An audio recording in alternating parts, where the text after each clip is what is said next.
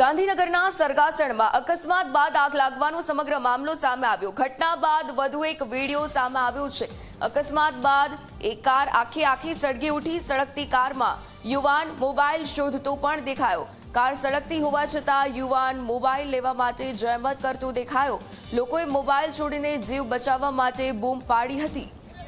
તો થોડાક દિવસ અગાઉ જે રીતે અકસ્માતની આ ઘટના ગાંધીનગરમાં બની હતી। સરગાસણમાં ટ્રિપલ અકસ્માત થયો અને તે દરમિયાન આગ લાગવાનો સમગ્ર મામલો પણ સામે આવ્યો। ઘટના બાદનો આ એક વિડીયો જે સામે આવ્યો છે। આ વિડીયોમાં સ્પષ્ટ રીતે દેખાઈ રહ્યું છે કે કાર અચાનકથી સળગી ઉઠે છે। કારમાં એક યુવાન પણ બેઠેલો નજરે પડે છે, પરંતુ આ યુવાન મોબાઈલ ફોન શોધતો દેખાઈ રહ્યો છે। કાર આખી સળગતી હોય છતાં યુવાન મોબાઈલ શોધવામાં જે રીતે જહેમત કરી રહ્યો હોય તેવા દ્રશ્યો સામે આવ્યા। લોકોએ મોબાઈલ છોડી અને જીવ બચાવવા માટે બૂમ પાડી।